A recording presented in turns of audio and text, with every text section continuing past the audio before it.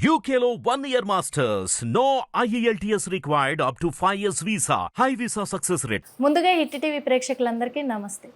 ఈరోజు చెప్పుకోవాల్సింది ఏంటంటే చాలా ముఖ్యమైన విషయం అని కూడా చెప్పుకోవచ్చు. కవితకు బెయిల్ వచ్చింది. ఇది బ్రేకింగ్ అని కూడా చెప్పుకోవచ్చు. గతంలో ఒక 4 రోజుల క్రితం కూడా మనం ఇప్పుడు ఏ పర్సన్ దగ్గర అయితే ఉన్నామో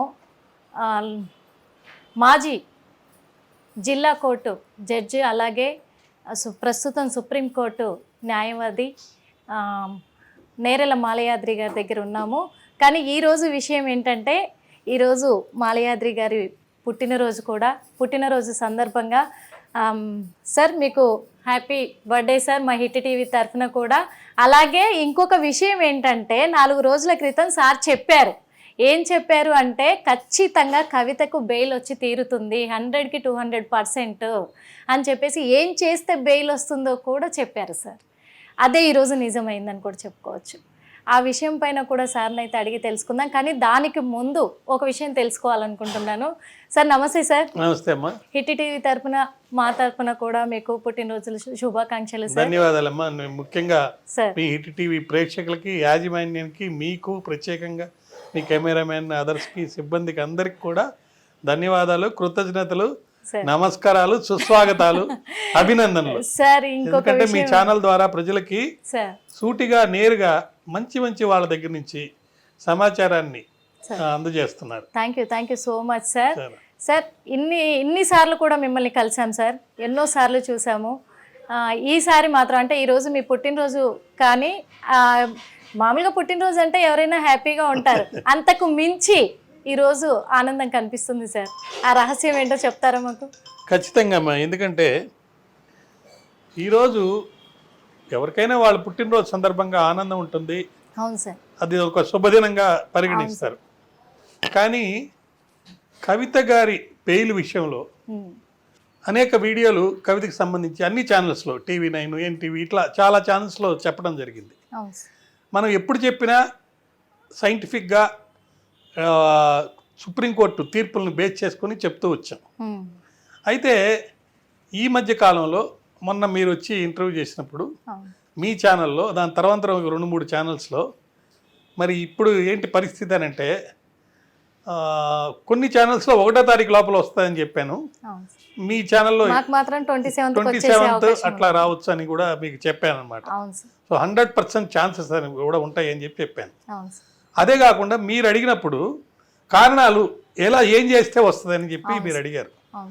ఒకటి, కవిత గారి కేసులో ఆమె వెంటనే ఈ సెల్ ఫోన్లని ఇచ్చేయాలి అని చెప్పాను. నేను చెప్పిన 2 రోజుల తర్వాత ఆ సెల్ ఫోన్ని ఇచ్చేయడం జరిగింది. అదొక హిస్టరీ.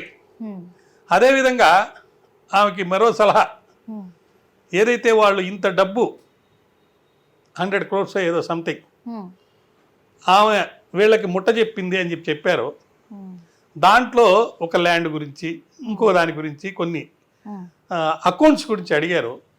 ఆ సందర్భంగా కూడా నేను చెప్పాను, ఆమె వాచి 20 లక్షల రూపాయలు పెట్టి కొన్నదే అని చెప్పి అది ఎలా వచ్చిందంటే దాన్ని అకౌంట్స్ చెప్పింది. కాబట్టి ఖచ్చితంగా ఆమె ఈ డబ్బులకు కూడా అకౌంట్ చెప్పే పరిస్థితిలోనే ఉంటుంది, చెప్పేస్తుంది. అలా చెప్తే బెయిల్ వస్తుంది అని కూడా నేను చెప్పడం జరిగింది. అదేవిధంగా మొన్న మీరు అడిగినప్పుడు నేను కొన్ని సుప్రీంకోర్టు తీర్పుల్ని, ముఖ్యంగా మనీష్ సిసోడియా గారిది, దాని తర్వాత పక్క రోజు వచ్చిన ఒక తీర్పు, ఈ 2 తీర్పుల గురించి కూడా నేను చెప్పడం జరిగింది. ఏదైతే ప్రశ్నలు, ఏదైతే సమాధానాలు నేను చెప్పిన ఛానల్స్లో వచ్చినాయో అవి మాత్రమే హైలైట్గా అయ్యి మరి జడ్జిలు అడగడం కానీ, అటు ముకుల్ రోహత్గి గారు కానీ, అంటే కవిత గారి వకీలు, ఇటు రాజు గారు కానీ, ఈడీ తరపున వకీలు, వాళ్ళ ఆన్సర్లు వేయటం చెప్పడం జరిగింది. నిజం సార్. ఎందుకంటే సార్ కొన్ని సంవత్సరాల తరబడి మీ అనుభవము ఇలా అంటే ఇక్కడ కూర్చొనే మాకు సమాధానాలు ఇచ్చారు సార్. డిసెంబర్ 3, 2022 నాడు ఆమెకి నోటీసులు వెళ్ళినాయి. అవును సార్. అప్పటి నుంచి ఇది కేవలం లీగల్ బ్యాటిలే కాకుండా పొలిటికల్ బ్యాటిల్గా మారింది, సోషల్ బ్యాటిల్గా మారింది, స్త్రీలకు సంబంధించిన ఒక పోరాటం లాగా జరిగింది.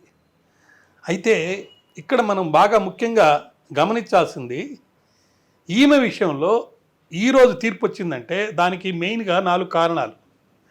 మహిళలకు ఉండే హక్కుల్ని పరిగణించారు.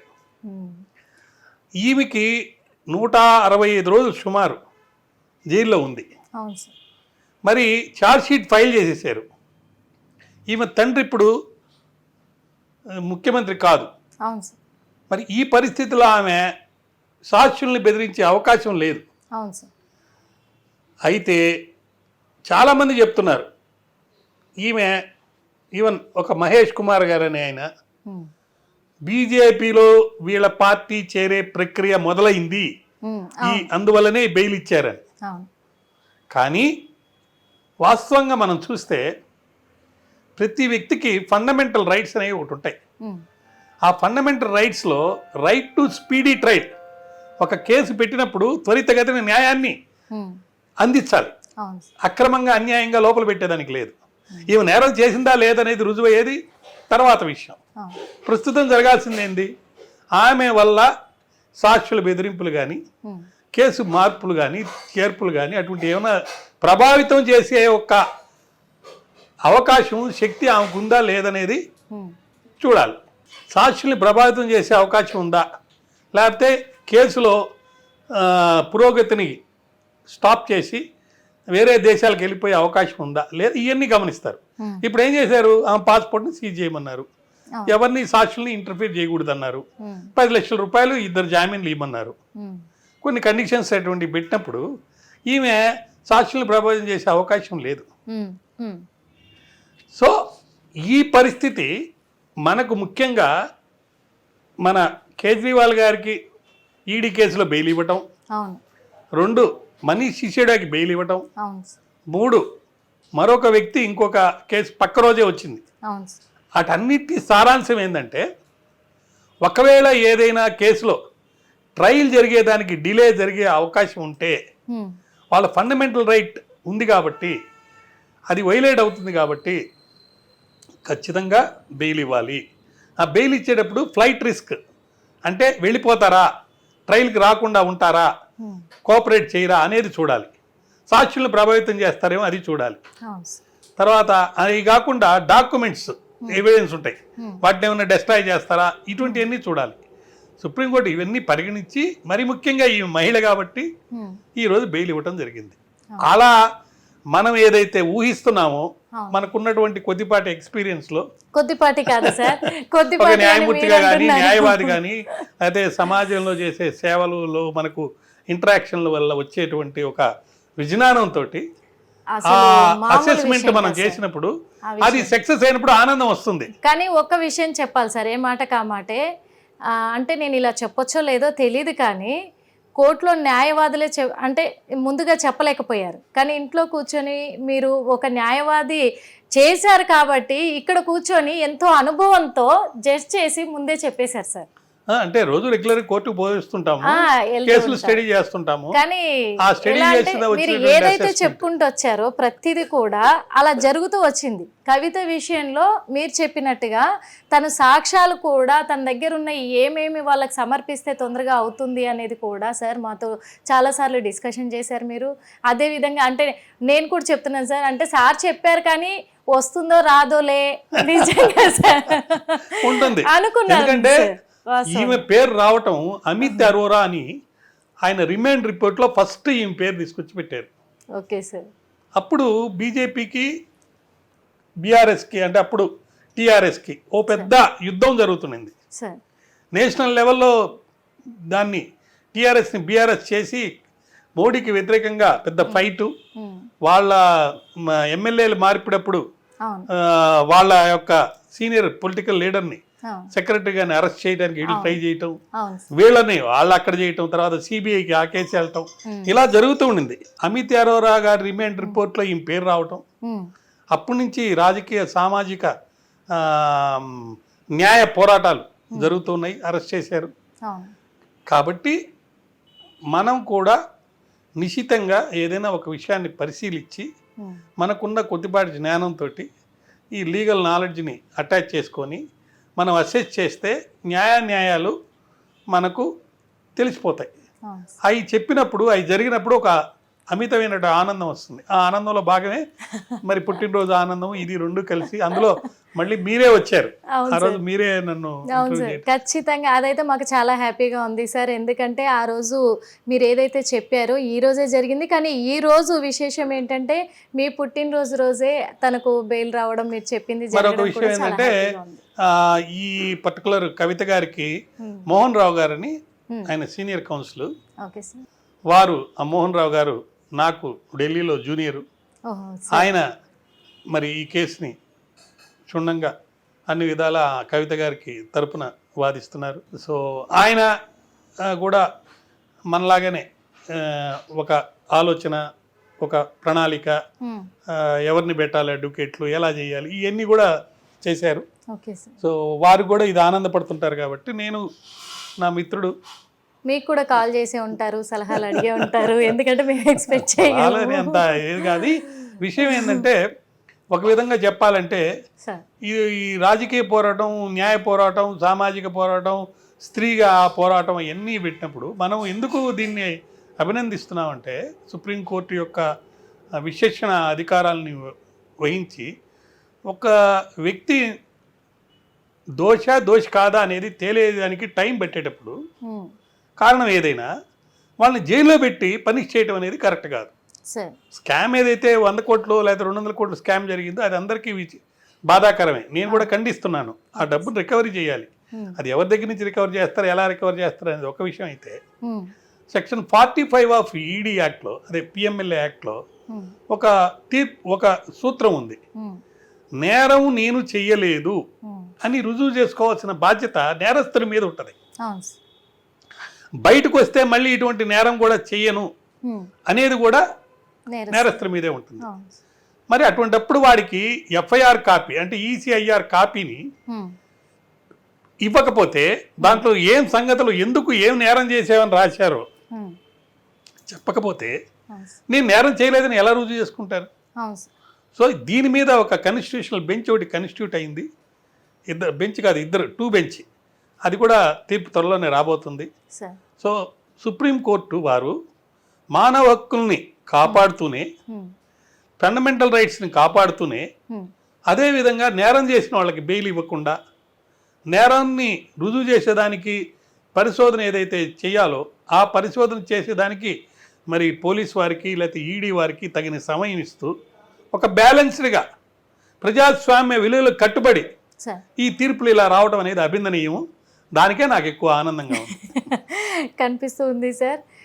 సార్, ఇప్పుడు కవితకి సుప్రీంకోర్టు బెయిల్ మంజూరు చేసింది.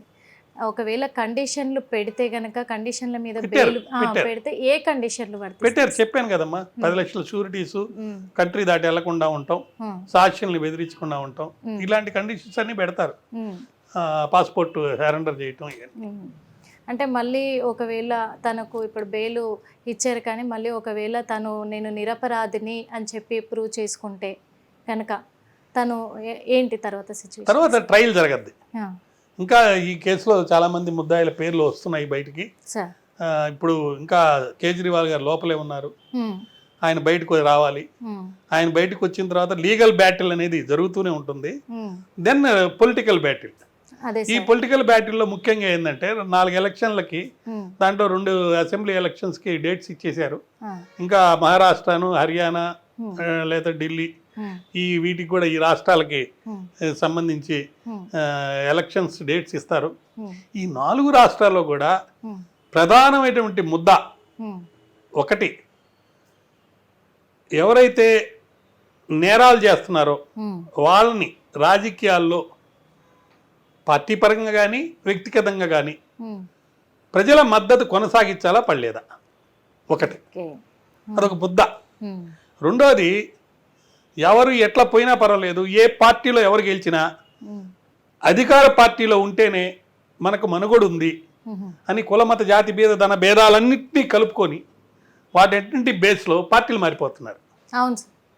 సో అలాంటి పార్టీలు మార్చిన వాళ్ళకి మరి ప్రజలు ఈ 4 రాష్ట్రాల ఎలక్షన్లో మద్దతు ఇస్తారా లేదా, ఇది రెండో పాయింట్. ఈ లిక్కర్ కేసు అనేది ప్రకంపనాలు చేసింది రాజకీయంగా. అవును సార్. వాటి యొక్క ఫలితం ఎవరు ఎవరితో ఉండబోతున్నారు, ఎవరు ఎవరితో ఉండకుండా పోతున్నారు అనేది త్వరలో రాబోతుంది.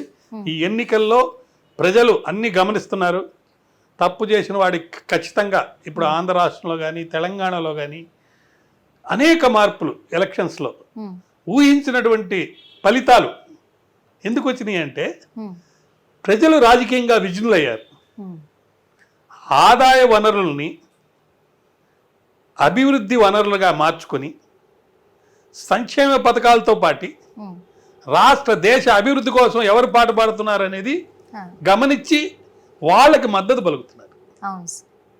దీన్ని జాగ్రత్తతో ఆలోచించుకొని ప్రణాళికలు రచించుకొని పార్టీలు కానీ వ్యక్తులు కానీ ఆ విధంగా దేశాభివృద్ధి, దేశ సంక్షేమం, ప్రజల అభివృద్ధి, ప్రజల సంక్షేమం కోసం పాటుపడితే రాజ్యాంగంలో మనం కన్న కలలు, మన ఫ్రీడమ్ ఫైటర్స్ వాటిని అంటే కూడుగుడ్డ బట్ట ప్రతి వాళ్ళకి అందిస్తూ సంతోషంతో, ఆనందంతో, దుఃఖం లేకుండా, అనురాగంతో, ప్రేమతో అందరూ ఉండాలి అనే ఒక విశ్వశాంతిని మనం కోరుకునే భారతదేశ సంస్కృతి, సాంప్రదాయాలు అవన్నీ కూడా లేకపోతే మనకున్న అనేక ఆలోచన విధానాలు ఇవన్నీ కూడా మనకు ప్రజలకి అందుబాటులో ఉండే విధంగా ఒక సిస్టమ్ అనేది ఏర్పడేదానికి అవకాశం.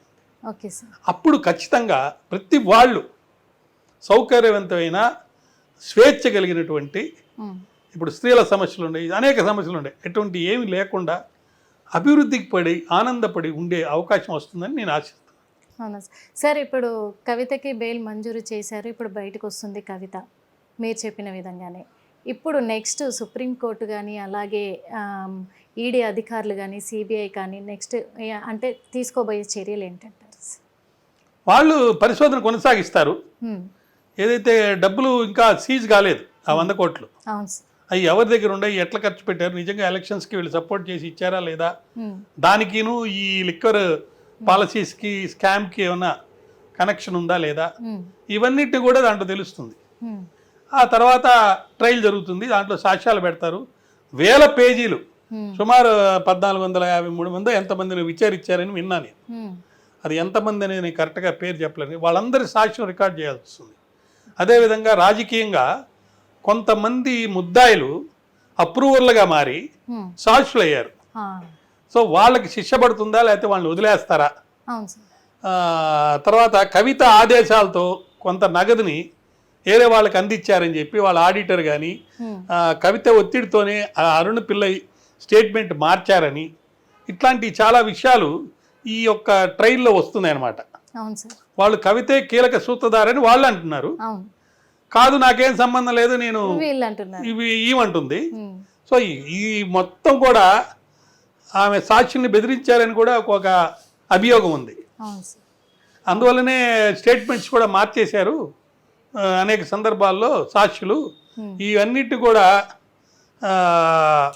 కప్పిపుచ్చడానికి ఆ ఫోన్లను ఫార్మేట్ చేసి ఆ ఫోన్లని వేరే వాళ్ళకి ఇచ్చారు, వాళ్ళ దగ్గర నుంచి మళ్ళీ తీసుకున్నారు అని అట్లా ఒక వాదన వినిపించారే. దానివల్ల ఈ వాస్తవాలన్నీ ఈ ట్రయల్లో సాక్షులు చెప్పింది వాళ్ళని క్రాస్ చేసి దాని మీద వచ్చే ఇవన్నీ కూడా మరి పరిగణనలో తీసుకొని తీర్పు అనేది వస్తుంది. అదే సార్. సార్, ఇప్పుడు కవిత కేసు విషయంలో ఇప్పుడు కొంతమంది నిందితుల పేర్లు అయితే కూడా బయటకు వస్తున్నాయి సార్. కానీ వాళ్ళు ఇప్పుడు మీరు చెప్పినట్టుగానే అప్రూవల్గా మారిపోయి పార్టీ మారుతున్నారు. నిజంగా వాళ్ళు నిందితులని తేలితే వాళ్ళకి ఎలాంటి శిక్షలు వర్తించే అవకాశం? ఇది చాలా ఈడీ కేసు, చాలా సీరియస్ కేసు సార్. ట్రయల్ విషయంలో కానీ లేదా శిక్షలు పడేటప్పుడు కానీ వాళ్ళ యొక్క కాండక్ట్ అంటే కేసు పెట్టిన తర్వాత పెట్టక ముందు వాళ్ళు పోలీసు వారికి సహకరించారా లేదా, ఏమైనా తప్పుడు అబద్ధాలు చెప్పారా, ఇవన్నీ కూడా పరిగణలోకి తీసుకొని హెవీ పనిష్మెంట్స్, హెవీ ఫైన్స్ కూడా ఉంటాయి. దెబ్బ అయితే ఎక్కడన్నా దొరికితే అవన్నీ సీజ్ చేసి మళ్ళీ స్టేట్ ఎక్స్చేంజ్కి వెళ్ళిపోద్ది. ప్రజల యొక్క అవసరాల కోసం వాటిని వాడే అవకాశం ఉంది. సార్, మంచి విషయాలపైన కూడా క్లారిటీ ఇచ్చారు. ధన్యవాదాలు సార్. మళ్ళీ మరో ఇంటర్వ్యూలో కలుద్దాము. నమస్తే. హిట్ టీవీ యాప్ ని డౌన్లోడ్ చేసుకోండి. ఇందులో short news, live news, entertainment, movies అన్ని అవైలబుల్ గా ఉన్నాయి. Please download Hit TV app. Hit TV app. Hit TV యాప్ని ఫ్రీగా డౌన్లోడ్ చేసుకోండి.